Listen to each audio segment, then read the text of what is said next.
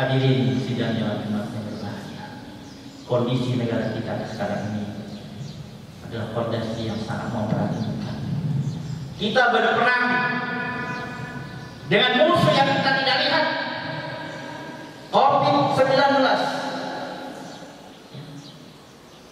Kita suruh cuci tangan, suruh pakai masker, suruh menjaga jarak, ya. Sementara kalau kita kena COVID, ya, kita tidak boleh dimandikan, disolatkan, langsung dikubur saja. Ya. Ini musibah agama buat kita semua. Dan semua negara, semua manusia terlibat di dalamnya, kena semua musibah ini. Ya. Mungkin di antara mereka ada yang kalah kabur, tetapi kita sebagai orang yang beriman, apalagi ada Quran, ada contoh, ada teladan, kondisi yang bagaimanapun juga, kita tetap yakin bahwa ini semua adalah takdir Allah buat kita, yang harus kita terima dengan iman dan ridho kepada Allah dan doa kepadanya. Ditambah lagi situasi seperti ini dimanfaatkan oleh orang-orang kafir untuk melakukan ide-idenya dan usaha-usahanya sekali berbahagia. Ya. Oleh karena itu, kita semua sebagai mujahid Allah terus menerus mendekatkan diri kita kepada Allah Subhanahu wa taala dengan taat dan cinta kepadanya. Karena orang yang beriman kepada Allah dalam surah Al-Baqarah ayat 65 mengatakan, Allah berfirman, walladzina amanu asyaddu hubban lillah, dan orang-orang yang beriman asyaddu hubban lillah, sangat cinta sekali kepada Allah, sangat cinta kepada Allah. Ya. Ini juga dibuktikan oleh Ibrahim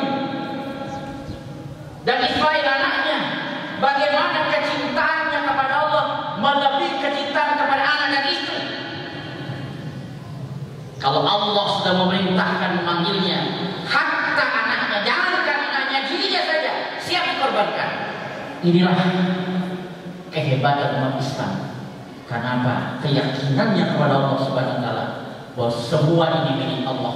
Kalau kita kembalikan semuanya dengan cara-cara dan jalan yang ditunjukkan oleh Allah Subhanahu wa taala, insya Allah hasilnya menyenangkan, membahagiakan, baik di dunia ini dan di akhirat.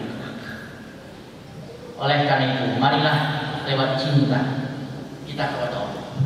Karena kalau kita betul-betul cinta, betul-betul beriman, kemudian merayakan cinta yang benar-benar, maka pasti kita rindu kepada Allah. Kalau orang rindu kepada Allah, pasti ingin ketemu Allah. Pasti ingin ketemu Allah. Ketemu Allah yang paling nikmat adalah di tengah malam.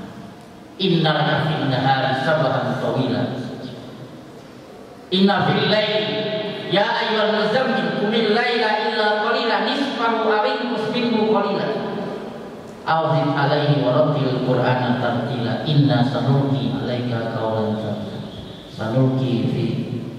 Karena di siang hari banyak sekali urusan kita, tapi di malam hari yang enak dicari-cari untuk kita bertakabur, berbincang-bincang, bercanda-canda, berbicara, berdialog dengan Allah Subhanahu wa taala.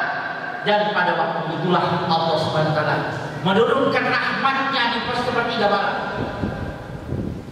Khusus untuk salat lain, Allah menurunkan rahmatnya di sepertiga malam untuk mencari siapa di antara manusia yang bangun di tengah malam untuk mewujudkan imannya, cintanya, rindunya, ketemunya kepada Allah Subhanahu wa taala. Silakan bangun tengah malam, sepertiga malam, atau 2/3 malam untuk mewujudkan cinta, kemudian kita berkomunikasi kepada Allah Subhanahu wa taala. Apalagi kalau kita sebagai level-level yang sudah pimpinan, baik pimpinan yayasan, pimpinan pesantren, pimpinan apa saja yang ada kaitannya dengan perjuangan ini, sangat kurang pas rasanya kalau seorang pemimpin setiap malam tidak mendekatkan dirinya kepada Allah Subhanahu wa taala, menggunakan doa untuk salah satu senjata kita menghadapi orang kafir, menghadapi musuh-musuh Allah, menghadapi orang-orang yang tidak senang pada Islam. Hadirin sekalian berbahagia, inilah barangkali yang bisa kita ambil contoh daripada Ibrahim, yaitu adanya iman yang melahirkan doa serius kepada Allah Subhanahu wa taala dan keyakinan tidak mustahil bagi Allah Subhanahu wa taala. Kita wujudkan dengan taat dan cinta kepadanya. Kemudian insyaallah kita mendapatkan itu. Barakallahu fiikum wa lakum fil Qur'an.